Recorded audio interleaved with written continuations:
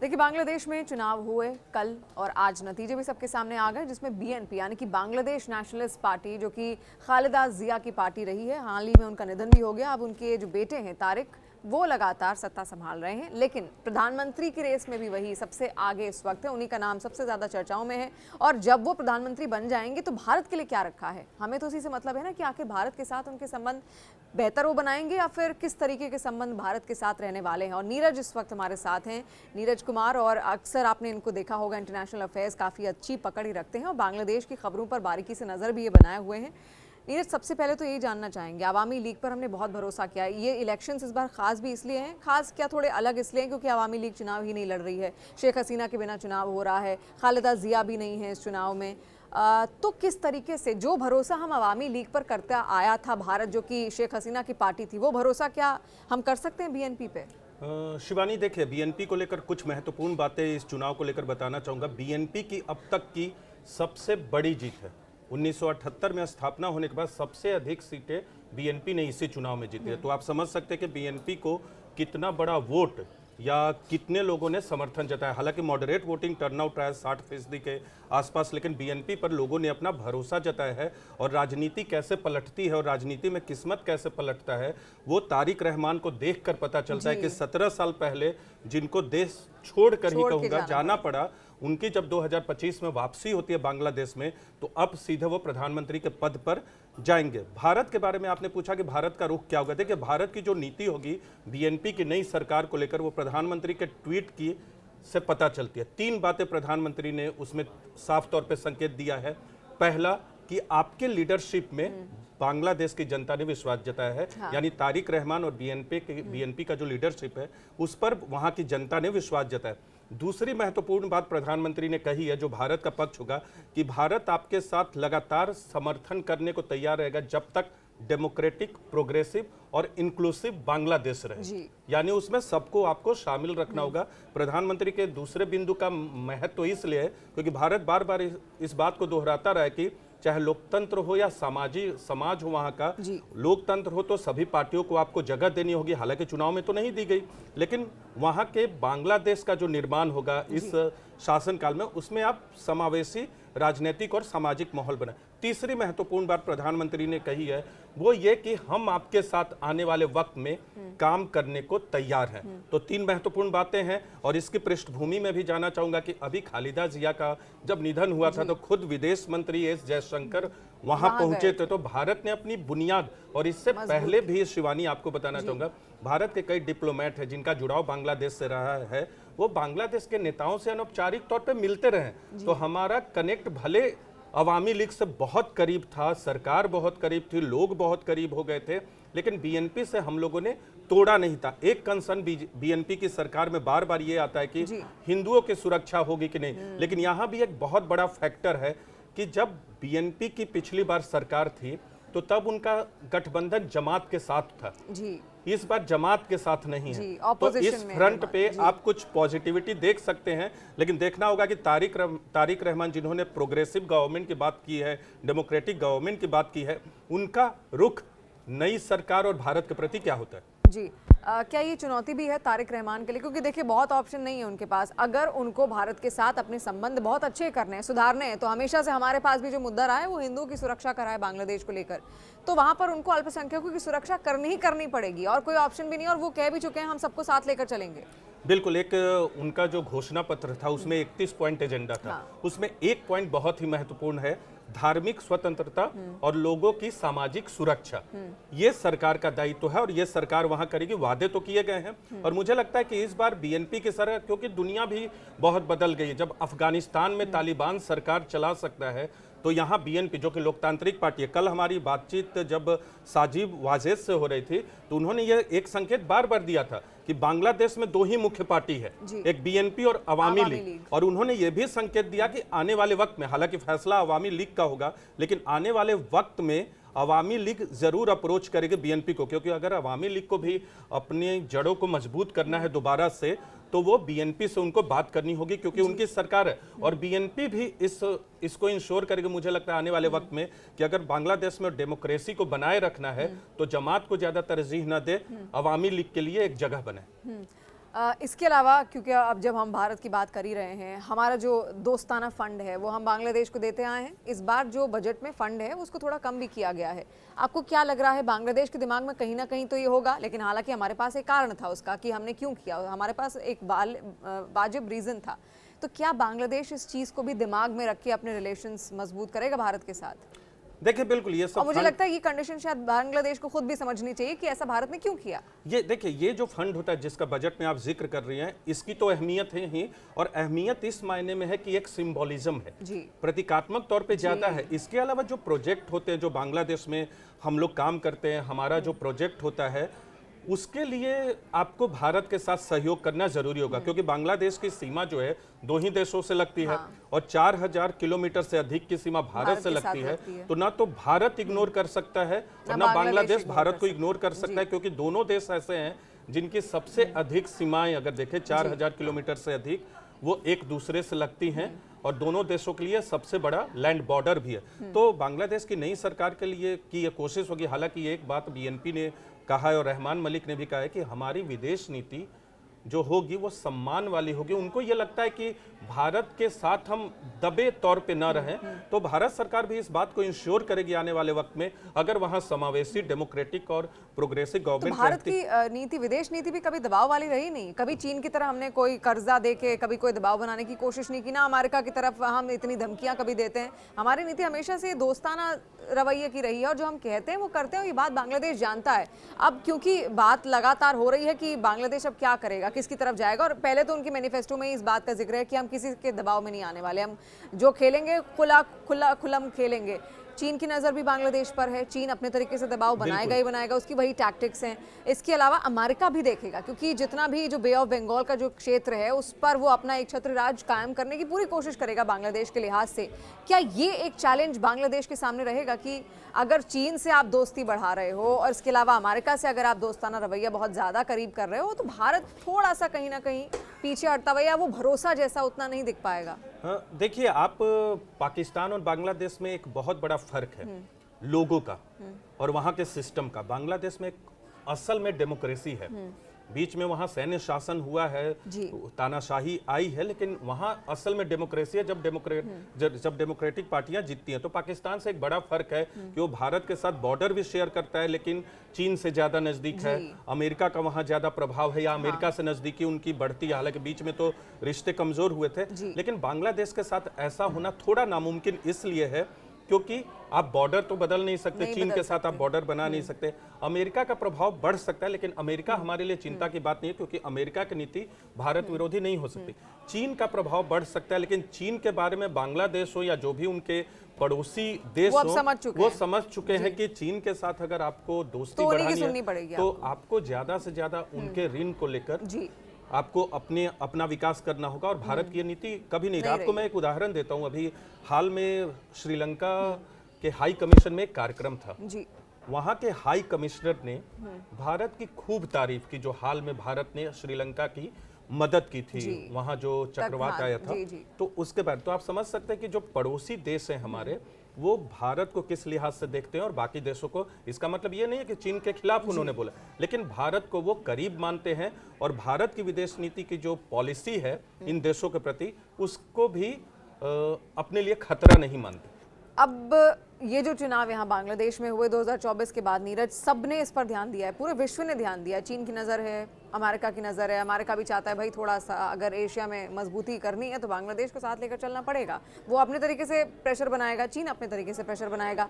लेकिन इन दो प्रेशरों के बीच में क्या बांग्लादेश जो भरोसा रहा है हमेशा से भारत के साथ, और भारत भी क्या उस लहजे से बांग्लादेश पर भरोसा कर पाएगा? अब देखिए, भरोसा तो करना होगा, भारत को भी और बांग्लादेश को भी भरोसा करना होगा। प्रधानमंत्री के ट्वीट से ये बात साफ है कि हम क्या चाहते हैं, और मैंने वो तीनों पॉइंट आपको बताए कि बीएनपी से भारत क्या चाहेगा, और प्रधानमंत्री ने अपने ट्वीट में वो 3 महत्वपूर्ण बातों को रेखांकित किया है। दूसरी चीज कि क्या चीन और अमेरिका का दबदबा भारत से अधिक होगा, यह संभव नहीं दिखता, क्योंकि इन दोनों देशों के साथ बॉर्डर नहीं लगता। अगर अमेरिका के साथ उनके संबंध क्लोज भी होते हैं तो अमेरिका का जो हित है वो भारत के खिलाफ नहीं होगा। चीन की जहां तक बात करें तो चीन की पृष्ठभूमि ऐसी है कि तमाम जो पड़ोसी देश हैं जो दक्षिण एशिया के, वो जानते हैं कि चीन की नीति क्या होती है। हमने श्रीलंका में देखा है चीन की नीति क्या थी, मालदीव्स में देखा है वहां उनकी नीति क्या थी, में देखा है। नेपाल में देखा है तो सब जानते हैं। अभी आपने शिवानी नेपाल का नाम लिया। नेपाल में जो चुनाव हो रहे हैं उसके लिए लगातार भारत मदद कर रहा है, लगातार उनको सहयोग कर रहा है। हालांकि बांग्लादेश में ये स्थिति नहीं आई क्योंकि बांग्लादेश अभी ट्रांजिशन फेज में है, क्योंकि वहां अवामी लीग नहीं। अगर अवामी लीग होती तो रिश्ते ऐसे नहीं होते। लेकिन बीएनपी ने कोशिश की है, बीएनपी की तरफ से ये कहा गया है कि हम ऐसा रिलेशन चाहेंगे जिसमें दूसरे देश को दबाने की कोशिश ना हो। तो भारत की वो नीति नहीं है, लेकिन हाँ उनकी तरफ से ये जाहिर किया गया है। तो चीन का दबदबा बढ़ेगा भारत से अधिक, इस बात की गुंजाइश कम है, क्योंकि मैं बार बार कह रहा हूं कि 4000 किलोमीटर से अधिक का बॉर्डर जिन देशों का मिलता है वो एक दूसरे से कभी अलग नहीं हो सकता। लगभग 90% से ज्यादा का एरिया हम बॉर्डर एरिया शेयर करते हैं बांग्लादेश के साथ, लेकिन बहुत बड़ा मुद्दा रहा था बीएनपी के लिए बॉर्डर एरिया को उन्होंने बहुत बड़ा मुद्दा बनाया था। उन्होंने कहा घुसपैठ होती है भारत की तरफ से, गोलियां चलाई जाती भारत की तरफ से। हालांकि भारत बार बार इस बात का खंडन करता है कि जब वहां से कोई एक्शन होता है तो हम करते हैं, सारे रोहिंग्या आप हमारे यहाँ घुसा देते हो। बांग्लादेश के जरिए भारत में वो एंट्री लेते हैं, वेस्ट बंगाल के इलाके में वो पहुंच जाते हैं। इसका विरोध भारत भी हमेशा करता है, लेकिन वहां इस बार देखा गया कि यही मुद्दे बनाए गए थे बीएनपी की ओर से भारत के लिहाज से। तो कितना भरोसा आप करना चाहिए, क्या होप है भारत के लिए को लेकर? देखिए, एक बार चुनाव से पहले जो आप मुद्दे बनाते हैं, उन चाहे 31 पॉइंट एजेंडा हो या तो केवल जीतने के लिए बनाए गए हैं, जीतने के लिए बनाए जाते हैं, लेकिन सभी मुद्दों को या सभी वादों को आप पूरा करेंगे ये संभव कहीं नहीं होता। और किसी भी पार्टी के लिए दुनिया के किसी डेमोक्रेसी में जाए वो संभव नहीं होता। रेटोरिक और जमीन पे एक्शन जो होता है दोनों में फर्क होता है। रही बात आपने बात की म्यांमार से वो रोहिंग्या की बात, वो एक समस्या है, लेकिन अभी भी मैं देख रहा था, अभी हालांकि फाइनल नतीजे आधिकारिक तौर पे एक बार अंतिम तौर पे आ जाएंगे, जो बॉर्डर एरियाज हैं और खासकर जो हिंदू के बहुलता वाले एरिया हैं वहां जमात ने अच्छा परफॉर्म किया है। वहां जो है बॉर्डर एरिया हिंदू के चटगांव के आसपास के इलाकों में या दूसरे ऐसे इलाके हैं, वहां उनका परफॉर्मेंस ठीक है। हालांकि जमात मजबूत हुआ है, लेकिन आने वाले वक्त में बीएनपी बिल्कुल ऐसा नहीं चाहेगी कि जमात मजबूत हो, क्योंकि अगर जमात मजबूत होगा तो बांग्लादेश में लोकतंत्र खतरे में पड़ जाएगा, एक तरीके से अफगानिस्तान वाला हाल हो जाएगा। बिल्कुल। और अगर वहां लोकतंत्र खतरे में पड़ गया तो न सिर्फ अवामी लीग जो कि अभी वहां की राजनीति और चुनावी सियासत से बाहर है, बल्कि बीएनपी के लिए भी आने वाले वक्त में खतरा बन जाएगा। और 17 साल बाद खुद वापस आए हैं तारिक रहमान और 60 साल की उनकी उम्र है। और इसके पहले आपको याद होगा 2001 से 2006 के बीच जब खालिदा जिया की सरकार थी तो उनको शैडो पीएम के तौर पे जाना जाता था। और 1991 से 1996 के बीच जब खालिदा जिया की तब बीएनपी की पहली बार सरकार आई थी, तब उनको महत्वपूर्ण पद दिया जा रहा था, लेकिन उन्होंने मना कर दिया था और वो अपनी पार्टी की मजबूती में लग गए थे। तो बीएनपी में वो भले पहली बार पीएम बनेंगे, लेकिन अब तक उनका जो रिकॉर्ड रहा है पार्टी के अंदर, इससे पहले भी चेयरमैन बनने से पहले वो लंदन से ही सारी गतिविधियों पे नजर बनाए हुए थे। उनकी मां यहाँ मौजूद थी। तो आप समझ सकते कि एक ऐसी पृष्ठभूमि के बाद वो सत्ता में आए हैं, तो उनकी कोशिश होगी कि बांग्लादेश की जनता का विश्वास बनाए रखा जाए। और बांग्लादेश की जो जनता है वो भारत विरोधी नहीं है। वहाँ की भाषा हमारे बंगाल से मेल खाती है, तो वहाँ का कल्चर जो हम लोग का जुड़ाव है वो उसको आप अलग नहीं कर सकते। बहुत सारे रिश्तेदारी है, पीपल टू पीपल कनेक्ट है। तो मुझे लगता है तमाम चीज़ें पटरी पे आएंगी। और एक और चीज़ आपको बताना चाहूँगा, जो भारत में अभी उच्चायुक्त हैं बांग्लादेश के रियाज हमीदुल्ला, उनके जितने भी भाषण होते हैं या जितने भी स्पीचेज होते हैं, हम लोग जब जाते हैं बांग्लादेश हाई कमीशन में, वो बहुत भारत की तरफ जोड़ने वाले होते हैं। तो उन्होंने अपना संयम बरता है। और मुझे लगता है भारत के विदेश मंत्रालय ने भी कल कहा कि हम क्रेडिबल चुनाव चाहते। उन्होंने क्रेडिबल एक वर्ड जोड़ दिया था। और उसके बाद प्रधानमंत्री का आज का जो वक्तव्य है ट्विटर पे, वो अपने आप में बताता है कि भारत देख रहा है नई सरकार के साथ काम करने के लिए। नीरज, चुनाव से पहले बहुत सारे सवाल उठे, हिंदू अल्पसंख्यक किधर जाएंगे, क्या ऑप्शन है उनके पास? जमात को शायद ही वो चुनेंगे, ऐसा बार बार कहा जा रहा था, क्योंकि हम जानते हैं जमात इससे पहले कैसी पार्टी वहां पर रही है। अब ऑप्शन नहीं है अवामी लीग का। अवामी लीग के साथ इससे पहले हिंदू जाता था, अब वहां पर बीएनपी मात्र थी। इस बार आपको क्या लग रहा है, बीएनपी जीती किन किन कारणों से? क्या हिंदू अल्पसंख्यक बांग्लादेशी उन्होंने वोट दिए बीएनपी को, या जमात के साथ गए? देखिए, जमात के साथ जाने का तो कोई सवाल ही नहीं है, लेकिन क्योंकि अवामी लीग के ही सपोर्टर हिंदू वोटर और अल्पसंख्यक थे, क्योंकि वहाँ के जो अल्पसंख्यक है वो अवामी लीग पर ज़्यादा विश्वास करते थे। मुझे लगता है थोड़े बहुत वोटर वो गए हैं, इसीलिए मॉडरेट टर्नआउट हुआ है। उनकी भूमिका जरूर रही है, थोड़े बहुत गए होंगे। ये आंकड़ा निकालना थोड़ा टफ है, वो आपको पता चलेगा एक बार थोड़ा स्टडी करने से, एनालिसिस करने से। लेकिन अवामी लीग का जो टोटल कार्यकर्ता और जो बाकी जो ग्राउंड के वर्कर थे, जो अवामी लीग की गैर मौजूदगी में चाहते थे दूसरे विकल्प को चुनना, पूरी तरह से नहीं गया। अगर पूरी तरह से जाते तो वोटर टर्नआउट जो है वो 60% के आसपास नहीं होता। तो मुझे लगता है भूमिका जरूर रही है अल्पसंख्यकों की भी, लेकिन अभी वो वेट एंड वॉच करेंगे, देखेंगे कि आने वाले वक्त में होता क्या है, कि बीएनपी की सरकार पे विश्वास किया जाए या नहीं। उन पे जो टारगेटेड किलिंग हो रही थी, टारगेटेड हमले हो रहे थे, और क्योंकि जमात एक मुख्य विपक्षी पार्टी के तौर पे उभरी है, तो मुझे नहीं लगता कि बीएनपी चाहेगी कि जमात जो है आने वाले वक्त में वो मजबूत हो। इसीलिए मुझे लगता है अवामी लीग को आने वाले वक्त में थोड़ा सा रास्ता जरूर दिया जाएगा कि वो वहाँ दोबारा से मजबूत हो। और डेमोक्रेसी जो असल डेमोक्रेसी तभी होती है जब दो डेमोक्रेटिक पार्टी आमने सामने हो, तो वो स्थिति बनेगी मुझे लगता है। हाँ, लेकिन आपको लगता है ऐसा कि नीरज, महिलाओं ने बढ़ चढ़कर हिस्सा लिया है, कि सभी कह रहे हैं, आप बांग्लादेश बहुत टाइम से कवर कर रहे हैं, आप जानते भी होंगे, जिन युवाओं ने शेख हसीना को सत्ता से हटाया था, उन युवाओं ने भी बढ़ चढ़कर हिस्सा लिया है इन मतदानों में, और उन्होंने बीएनपी को कहीं ना कहीं जीत देने में बहुत बड़ी भूमिका निभाई है। तो इस भूमिका को कैसे बांध कर रखेंगे तारिक रहमान, क्योंकि खुद भी वो युवा ही हैं, बहुत ऐसे तो है नहीं कि देखिए, जब आपके पास लैंडस्लाइड विक्ट्री हो, इसको लैंडस्लाइड ही कह सकते हैं, क्योंकि 299 सीटों में से आपने 300 से अधिक जीत लिया है, और बीएनपी की सबसे बड़ी जीत है। और जो एनसीपी 299 में 181 के आसपास, 300 से ज्यादा जीत लिया आप कह रहे हैं। नहीं सॉरी, 299 में 200 से ज्यादा नहीं, ज्यादा वो नंबर हो गया, अच्छा, वो ज्यादा नंबर हो गया।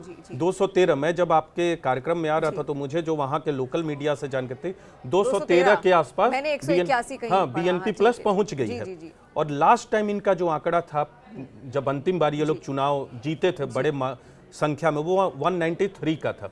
तो एक सबसे बड़ी जीत है। तो सबसे बड़ी जीत, इस तरह की जीत में आपको सभी वर्गों का समर्थन होता है, और उसमें युवाओं और महिलाओं की भूमिका तो महत्वपूर्ण होती है। और क्योंकि एनसीपी, नेशनल सिटीजन पार्टी, जो पार्टी छात्रों से बनी हुई है, और इन्होंने अवामी लीग और शेख हसीना को हटाने में बड़ी भूमिका निभाई थी, उनकी सीटों की संख्या जो अंतिम तौर पे मैं आंकड़े देख कर आया हूं शिवानी, वो 5 के आसपास है। वो ऊपर नीचे 1-2 हो सकता है, 5 के आसपास है। तो एनसीपी को तो समर्थन नहीं मिला, हालांकि उन्होंने 30 सीटों पे ही जमात के साथ चुनाव लड़ा था। तो जमात का वोट और आपका छात्रों का वोट भी नहीं मिला, आप पर लोगों ने कम भरोसा जताया, और इसलिए आपने बेहतर परफॉर्मेंस नहीं किया। तो बीएनपी के लिए ये वर्डिक्ट जो है एक आईना है, और मुझे लगता है इस आईने को देखकर आने वाले वक्त में तारिक रहमान अपनी नीतियां तय करेंगे। और मुझे लगता है भारत के साथ संबंध जो है, एक और चीज भी तो है कि 35 साल बाद पुरुष प्रधानमंत्री मिल रहा है बांग्लादेश को। अब तक तो बेगमों की लड़ाई कहा जाता था, खालिदा जिया और शेख हसीना की लड़ाई को, वही रही है सत्ता में हमेशा। महिलाओं के अलावा अब कैसे पुरुष प्रधानमंत्री काम करेगा, ये भी तो दिलचस्प। देखिए, बहुत दिलचस्प सवाल है। और क्योंकि दोनों, एक तो खालिदा जिया अब रही नहीं, उन्होंने भी बहुत ज्यादा स्ट्रगल किया है, और अपनी पार्टी को स्थापित करने में बड़ी भूमिका निभाई, बिल्कुल, और बहुत स्ट्रगल भी देखा। हालांकि तारिक रहमान पे भी भ्रष्टाचार के आरोप लगे थे, और उनको भी देश छोड़ना पड़ा था। लेकिन उनकी वापसी, मैं कह सकता हूं कि 60 साल के बाद जब आदमी के रिटायर होने की उम्र होती है, हालांकि राजनीति में रिटायरमेंट की कोई एज नहीं है, लेकिन अपने रिटायरमेंट के एज में वो पीएम बनेंगे, और 17 साल बाद उनकी वापसी हुई है। तो आप कहना ठीक नहीं है, युवा कहना नहीं, युवा नीतियां होती हैं। प्रधानमंत्री नरेंद्र मोदी को बहुत युवा पसंद करते हैं उनकी नीतियों की वजह से। तो मुझे लगता है कि तारिक रहमान की जहां तक बात है, वो प्रोग्रेसिव नीति के साथ चलेंगे, भारत के साथ बेहतर संबंध बनाएंगे। और उनके सामने एक बड़ी चुनौती ये होगी कि आपको शेख हसीना का जो शासन था, अब भले उसके खिलाफ लोगों ने आंदोलन करके उनको हटा दिया, लेकिन मैंने जाकर बांग्लादेश में देखा है कि बहुत डेवलपमेंट हुआ था, लोग खुश भी थे, लेकिन कहीं ना कहीं शेख हसीना में थोड़ी नाराजगी अंदर शायद ज्यादा थी, बेरोजगारी को लेकर। बिल्कुल बहुत चीजें थी, भ्रष्टाचार, जब आप इतने वर्षों तक रहते हो तो भ्रष्टाचार पनपता है, बेरोजगारी बढ़ती है, तो उसके खिलाफ लोग थे, और उसे उन्होंने समझा नहीं। और दूसरी पार्टी को आपने कोशिश नहीं की, बीएनपी को, कि अपने साथ लेकर चले। तो यही वजह रही, महिलाओं के बाद बांग्लादेश में एक नए युग की शुरुआत, बिल्कुल आप कह सकते हैं, राजनीति में नया जन्म है, क्योंकि अब महिलाओं से इतर पुरुष देश का शासन संभालेगा, और देखना होगा कि वो कैसे नीतियों को आगे बढ़ाते हैं। जी, और मुझे लगता है कि लंदन से वो आए हैं तो कुछ सीख समझ कर वहाँ से आए होंगे बेशक, और उन्हें वहाँ से दूर बैठ के नहीं, आप दूरबीन एक सीसीटीवी कैमरा लगा और वो सब देख रहा है कि आखिर क्या हो रहा है बांग्लादेश के अंदर, उस तरीके की नज़रिया मुझे लगता है कहीं ना कहीं तारिक रहमान का रहा होगा, और मिलजुला कर वो देखते हैं किस तरीके की पॉलिटिक्स अब करते हुए देखते हैं। लेकिन सबसे पहले नीरज, आप भी सहमत होंगे कि उनको अपने घर सुधारना होगा, बांग्लादेश को सुधारना होगा। जो इतनी टूट फूट वहाँ पर है, अल्पसंख्यक अलग जा रहे हैं, युवा अलग जा रहे हैं, उनका गुस्सा अलग है, उसको संभालना बहुत ज़्यादा ज़रूरी है। और उसके बाद मुझे लगता है फिर आप इंटरनेशनल पॉलिटिक्स पर जा सकते हैं, फिर आप देख सकते हैं कि किस देश के साथ अपने संबंध कैसे करने। और जैसा नीरज भी कह रहे थे, कोई विकल्प नहीं आपके पास, आप अपने दोस्त नहीं बदल सकते, पड़ोसी नहीं बदल सकते, तो इसीलिए हम पड़ोसी हैं बांग्लादेश के, और बांग्लादेश जानता है तो भारत के साथ संबंध अच्छे भी करने होंगे। बहुत शुक्रिया नीरज, आप आए, हमारे साथ जुड़े और अपने विचार रखे। Thank you.